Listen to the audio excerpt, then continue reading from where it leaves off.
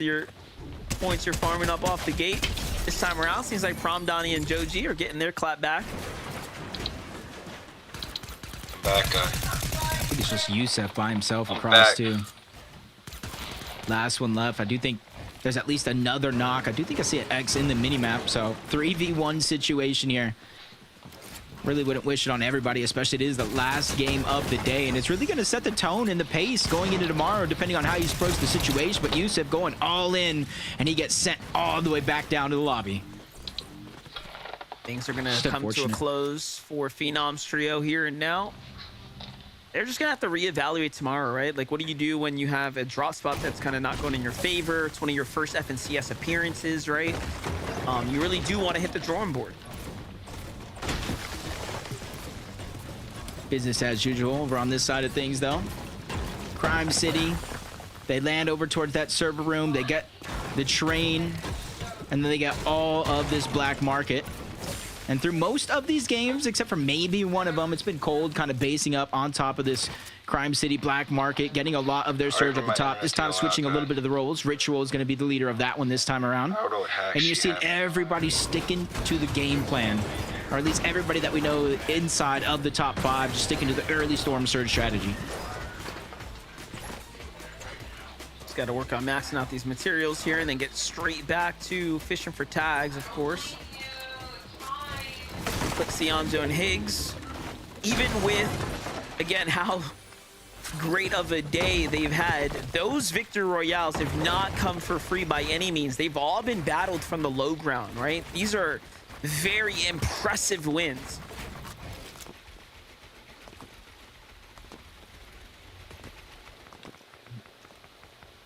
Looking on over into the distance towards Crime City.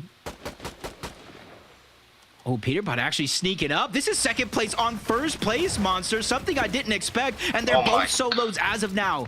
It is going to be Higgs versus Peterbot, but obviously Higgs' help is going to come a heck of a lot quicker than anybody would expect because they're already there. But Peterbot with the high ground, trying to take the upward approach, jumping on top of Clix, just doesn't land the shot though. Where is his help? Where is his reinforcements? They're too close behind, and there's nobody that's really taking advantage of it.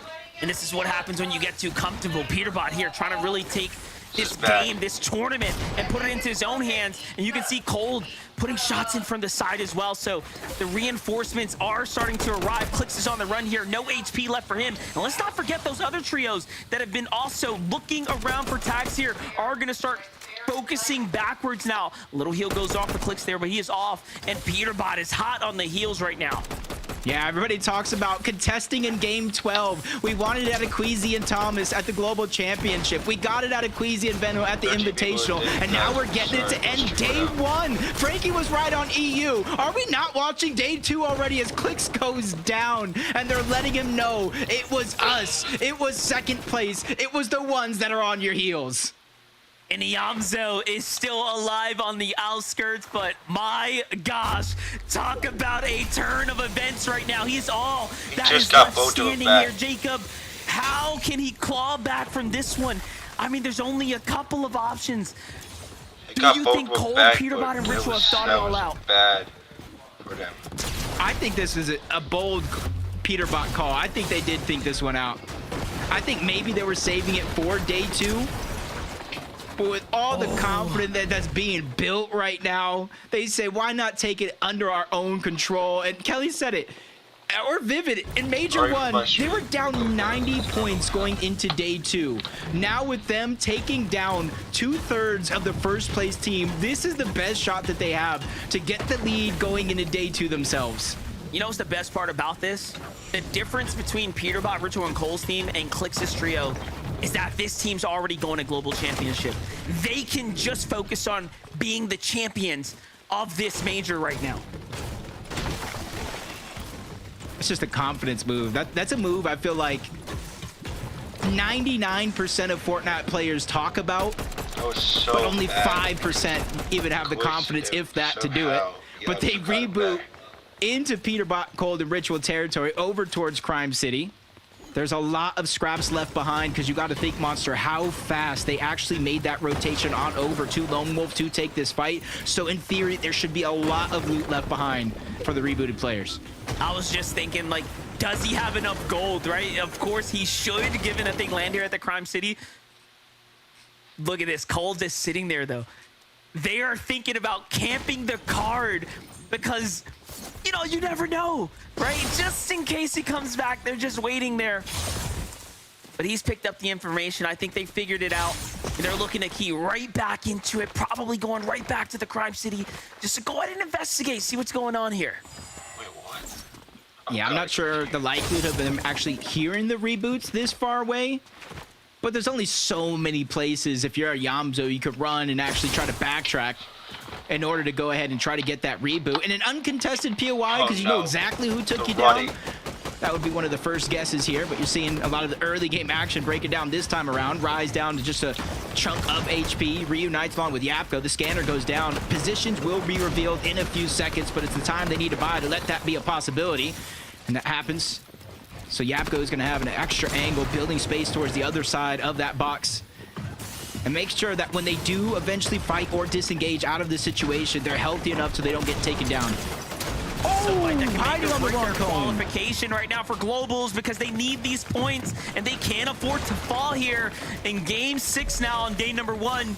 So far, it's looking great for the Major 2 finals performance here for Japco, Rise, and Muzz. And Jacob, they have really been turning online after those first 2 games didn't go their way. They have never looked back. It almost makes you wonder why they even broke up as a team to begin with, because this is almost like the same pace in Major 1 that they were at. Obviously, the first couple games may have been a little bit smoother for them, but they picked it back up and keeping themselves in that global championship spot qualification conversation. And I think they have finally found them. Peterbot's been on the chase ever since that reboot. And now they sees Higgs, probably knows this outfits, and they're just making sure that this team has no chance at keeping that first place spot intact. No way they just box up Higgs and like, yeah, you're not going anywhere, son. You're staying right here with us. And then they're letting Cold and Ritual come back. Peterbot puts down Higgs before the backup even arrives. What is going on right now? We are watching a clash of the biggest titans in the Fortnite community right here and now in much different stakes on the line, right? Peterbot is going to Globals. This trio's going to Globals already. Clix' trio has to keep fighting for it. They need to earn it this time.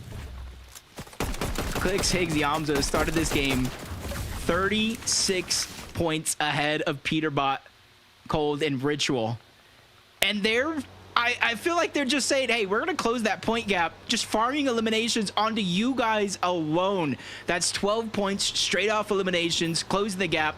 It's only a 24-point difference going into the rest of this game as Cooper, Curly, and Reet, they notice the zone has a different trajectory this time around, pulling towards the south finally, what could be the first time today in FNCS in general. And so they're going to use that armor truck that they're able to get early on, along with those extra heals, to rotate as quick as possible and beat every single one of these teams on that rotation. I was just about to say, for Clix, Yamzo, and Higgs, you know, it's almost like Peterbot is taunting them too, right? Because they could keep following them. They could take them down, but it's almost like, hey, how badly you want to go to Globals, bro? Right? Like, it's crazy. Because there could be a little bit of that extra intentional, like, yeah, let them get away. Let's keep it interesting. It's almost what it feels like here in Game 6. But you got to think about it. Every time they get taken down like that and set back, they're not earning surge. They're losing damage. Things are getting reset. Ultimately, they are definitely falling behind right now. This is going to be an extremely rough game in a couple of moments. Yeah, but on the flip side, if they figure out a way to make it work, keep their first place position intact, almost begs to ask the question going into day 2, what do you do to stop Clix, Higgs, and Yamzo after what just happened to kind of close out the last game of the day, as they're trying to turn it back. They know Crime City, relatively unlooted. Let's just try and get whatever scraps that we want left behind, kind of fill out the loadout before we continue to rotate in. For them and a bunch of the other teams on the south side of the zone, this is a much different ball game, because now they actually have a chance to set up, a chance to kind of position themselves the way they want to. Already on the move right now. This is a team that's on the hunt. It's happening over here. Surge bases set up. almost business as usual for Acorn, Agers, and Boyer right now. Man, top 7 in the last 11 NA, FNCS. Is that 3 years? 3 majors a year, give or take. Nah, that's almost 4 years of top 7. That is just incredible consistency of one of the best IGLs. Surrounds himself with some of the best players and brings out the best in those players. That's just a testament of the type of person he is. Yeah, undoubtedly. Undoubtedly. Shadow Curve and Tyler just trying to get back into the mix here. 4 eliminations this game, so a very active game for the Young Bucks here. And they're at 215 points. You gotta give any team that has broken that 200 threshold tons of credit, but this is what we knew would happen. This is what we expected. Clix, Higgs, and Iamzo being set back so much is gonna force them into just, again, situations that they haven't put themselves in today, given how the zones have kind of played out in their favor. And somehow they luckily get a full reset here, and he managed to actually save Higgs. Or Iamzo here, who was down right now. Like, I didn't even think that was going to be possible. It was looking like it was about to be all over. Like another reboot was coming in store. That was my thoughts. But there's a second team. G-Money, Bryce, and Osid trying to sneak up towards that mountain. Seeing what all this noise is about. Golden Void and Ozone have to be very, very careful. They've been kind of separated, put into a shambles situation. And there's another team on top of that mountain as well. So I think Clix, Iamzo, Higgs getting some Storm Surge that they need, damage for what's happened in the early portion of the game, and then just to disengage altogether, especially since where the zone is kind of ending up. It does look like it is going to pull in their favor. Just looking at the heals here as we're starting to assess this end game right now. Threats, Booga, Rapid, Seaport City getting a little bit of love right now for the first time coming into the mid game right now. So no rush for this trio to make a move just yet. 5 people would. I like that. Threats leads all players for damage dealt. Almost 6,800 damage. Even with a lot of those north pulls, I feel like that's been the key to their success in being able to accumulate that Storm Surge. When teams have to rotate time and time again, zone after zone, game after game, they're crossing through their paths. And they've conditioned a lot of the teams just south of Seaport City to either rotate through us, you're going to get surge tags, or go somewhere else altogether. Already on the move right now.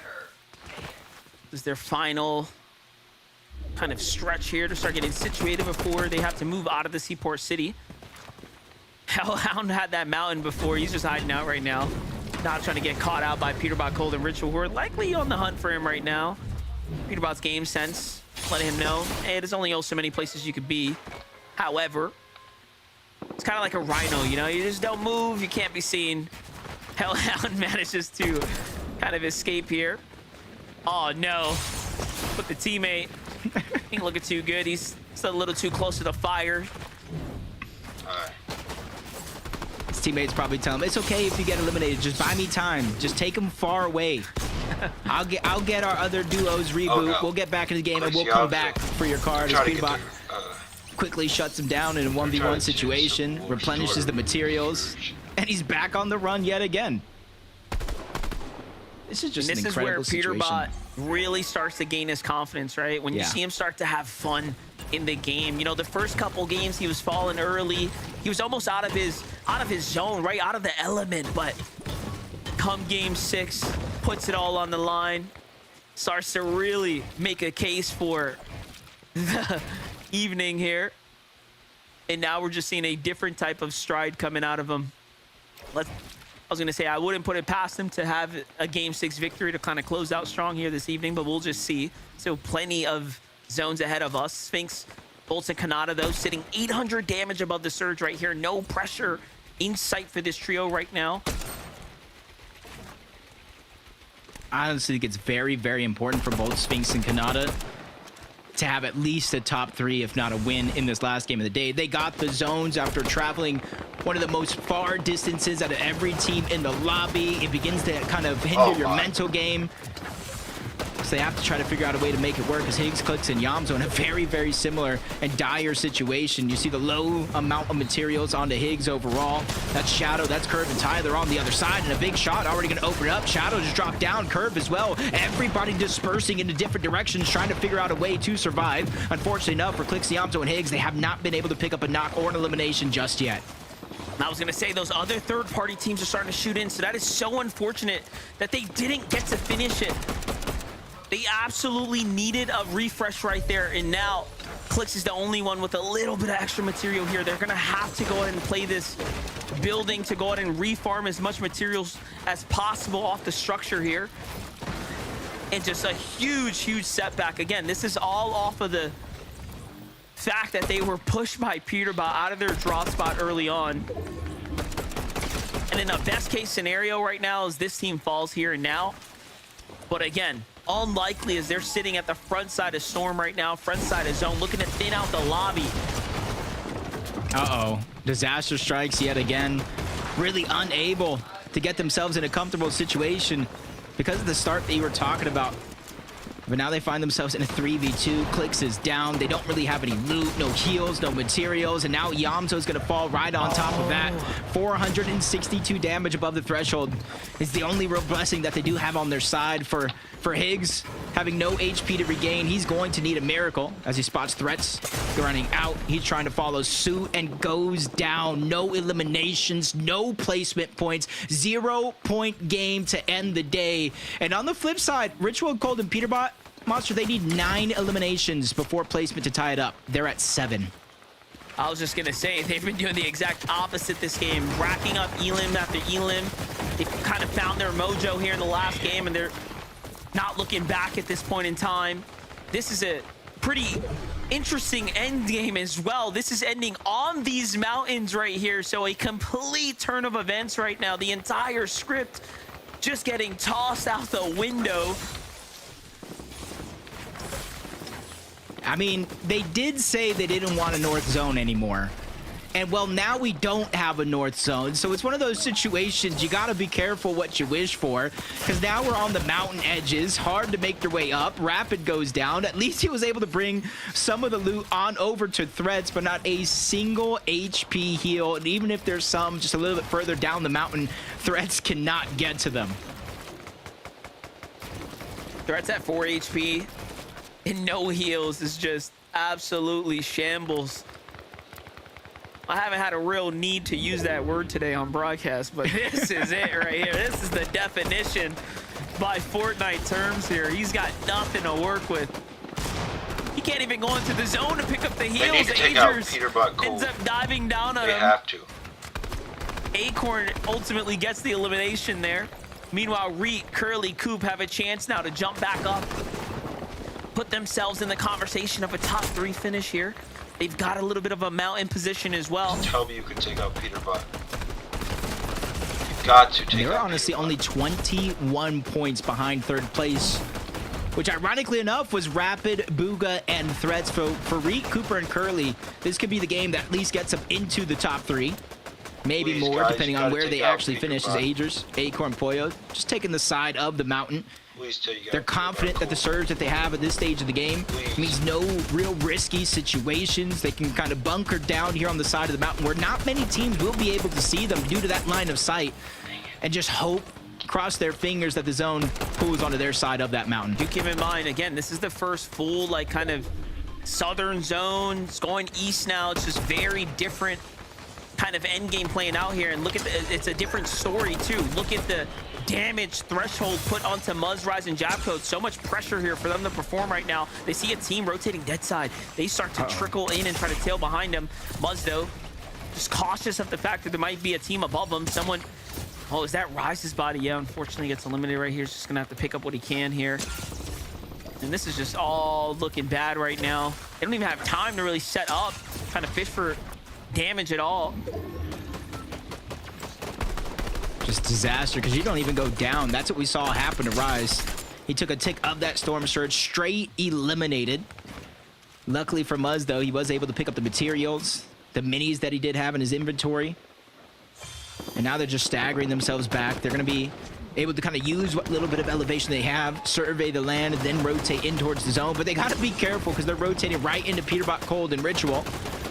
We spotted them out for a near moment, but right now they have their plans set in stone. Beam them, please. Trying to figure out what else Beam them. is going to kind of get thrown their way. Where this next zone pulls is going to be important. If it pulls towards the Please west, yet beam again, them. we're going up the mountains. Beam Peterbot. Anywhere else would be a saving grace for the majority of the lobby.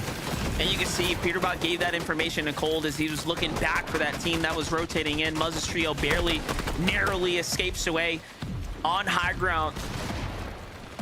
The Major 1 champions, Boyo, Adriz, Acorn, have this under situation fully locked in stone right now. Take a look at the quick elimination off the Chimp there to kind of set themselves up for the high ground positioning now.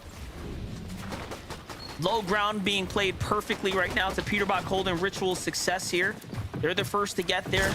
They have the heavy material count, kind of building this catacomb out now. Ritual dead. Yeah, we officially have a new first place team with those 7 eliminations and the 3 teams worth of placement. Cold, Ritual, Peterbot are now at the top of the mountain. Not literally, because you see them all the way on the low ground. The zone did pull towards the west, so they got to make their way up the mountain regardless. Cold goes for an elimination and instantly becomes the target of the lobby. A decision he's going to have to think twice about next time, as everybody's just trying to make their way up. Sooner is going to be better, because then you don't have to get pressured by every other team that is going to be above you. But for Coop, Curly, Reet, even with that elevation, they're pressured by Storm Surge, 167. A couple of shots going to land, still 135. Even with more, they're still below the damage threshold by 71. You gotta give a ton of respect right now to Coop's decision-making, reading the zone perfectly, positioning himself up and over, kind of into a prime position to go out and even fish for this type of damage right now. However, they're still below. It hasn't been enough. It's gonna come down to that quick piece up right there. For no, he missed the shotgun shot. His team's there to follow up. And on high ground, Agers is barely holding on because Peterbot, Cold, and Ritual are trying to fight their way up this mountain as well. But Ritual's gonna fall here just inside top 13, but it's not over yet.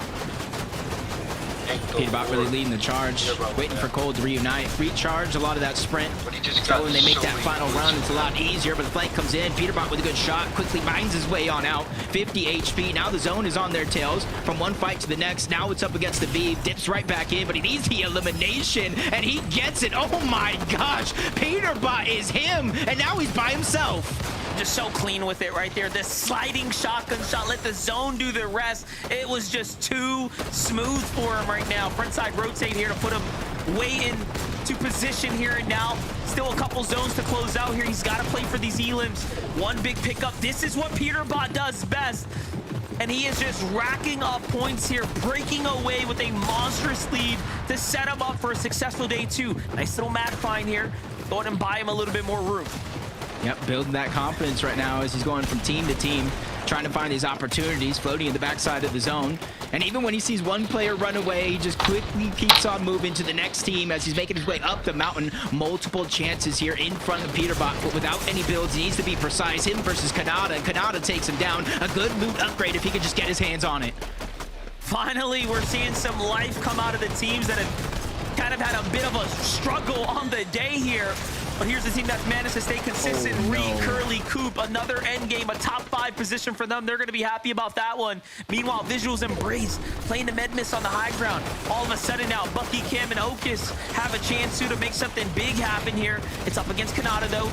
Nice little edit there. Full control here for Cam, but he's got to back his way out. It's a full trio fight, but they're sandwiched, Jacob, in between multiple teams here.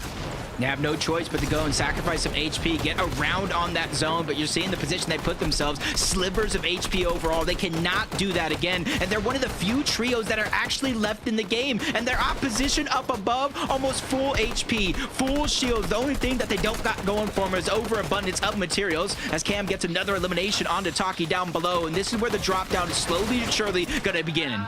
And you can see he's even willing to take the time. Braid's making sure he takes no fall damage here, inching his way down. He does not want to give this one away, and puts himself in a favorable I know, but I don't position. care. I want to kill Cam's him. there for the elimination. All they got to do now is wrap it up, and this is going to be a great game dub for Braid's Diminished and Visuals here.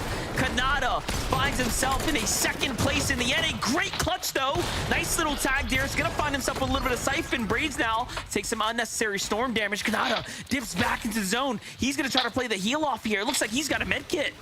Yeah, he has the Chug Jug overall, and it's going to go straight to HP, and that's why he stopped it for that moment. This could be the difference maker, because now they're out of heals on the other side. Cancels it one more. In they come. Braids. They're doing what they can, but they cannot find him. They can't find him. Braids goes down, but Visuals found some extra heals at the bottom of the mountain. Every team that fell before them was his step to success. They pull off a heal-off win at the very, very, very end. So that cheeky shotgun shot through the cracks as well, making sure he catches the elimination credit. That was a spectacular showing for Kanata to at least give himself some hope, give himself a chance, right? A bunch of points like that can set you up for a great Mama game whip. But game 6 I story, saw him, but then we he just can't lose disappeared. track of it. Clearly, Peter I need to has take it him cut out out. for everyone in the lobby that he is here. I don't to care. win I don't want another him. major and put another notch on the belt. But take a look at the Game 6 victory. Let's celebrate for Visuals here, who manages to come swinging around the side in the final shotgun shot there, Jacob, to win the game. Congratulations to Visual, Braids, and Aminish. They managed to do it in Game 6. Really keeping it interesting here for us, Jacob. Yeah, they did a very good job. I almost thought it was over with that Chug Jug, but I said I needed Kanata and them to have a good performance. The zone went in their favor, and they did just that with a second place. But that's going to do it for day 1 from myself and Monster D Face. We got to save our energy because day 2 is tomorrow. Zeke, Kelly, Here, I think they Vivid, got what did you guys 11 think of these 6 games? Absolute cinema. Absolute cinema. I cannot believe these are the 6 games of Fortnite we got today. Visual, Braids, Aminish, congratulations on your victory royale. It is going to be a massive swing for them. It's going to shoot them up the standings. And once we see where they're at in the standings, things are going to start to make a lot more sense. Before the trio, we just want to celebrate with them before we start getting everything crazy.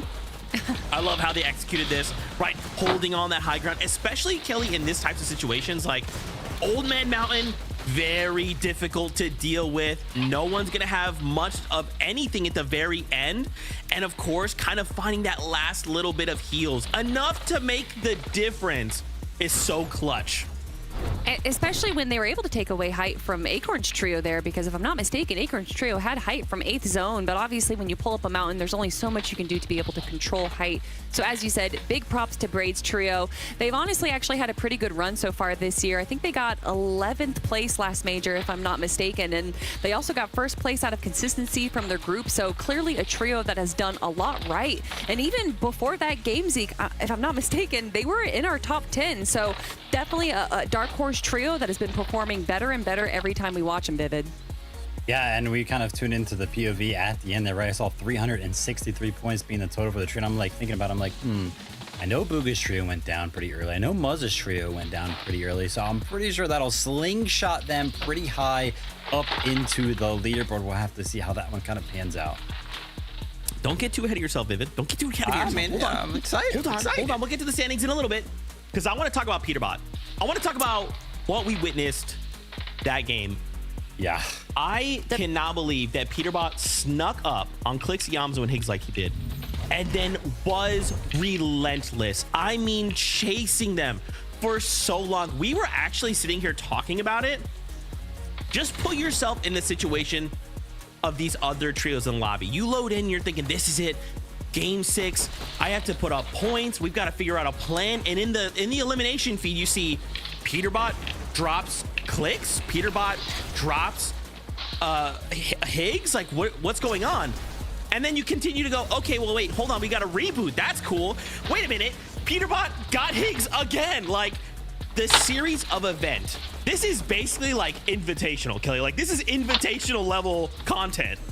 I mean, and to add insult to injury, the skin that Peterbot is using there, this is clearly intended from the beginning. Peterbot just zooming through the map, chasing them down for what felt like forever. And honestly, a lot of it comes down to the standardized meta. If everyone's going to be doing the same thing every single game, well, eventually you can punish it, especially if you're as smart and as aggressive as someone like Peterbot Cold and Ritual Vivid. It seems almost an inevitability.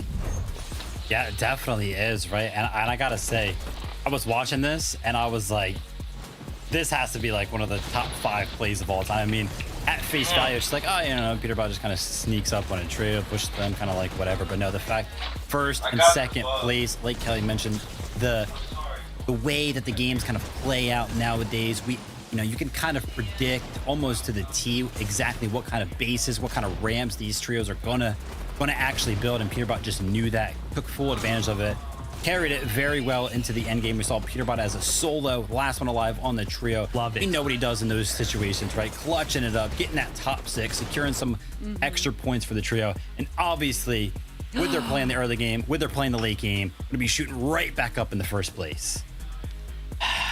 Guys, First look at these standings.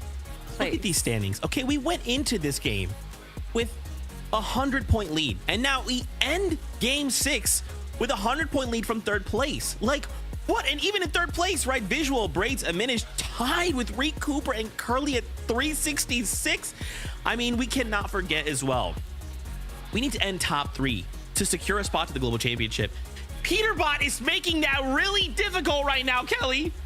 If you're looking at it right now, we were talking at the start of the show that we might not be looking at top 3, we might be looking at top 5, and Agers, Acorn, and Poyle, they're in 7th place right now. They could easily jump into that top 5, and just everyone that we have right here, all top 7, even Kanata jumping up into 9th place, and we have to give credit where credit's due. The zone did finally pull south, and now we're seeing people like Visuals, Braids, and Aminish, Kanata, Bolt, and Sphinx finally making it into the end game, finally making it into the final teams, and I'm hopeful for day 2 for more south zones.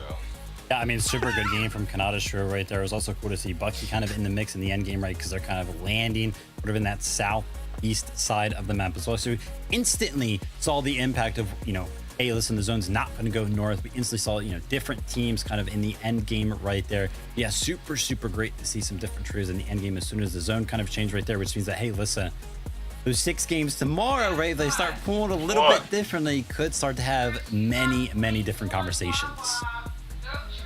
Yeah, now it's all about VOD review. Right now we go back and we say, look, day 1, it is what it is. We did what we could.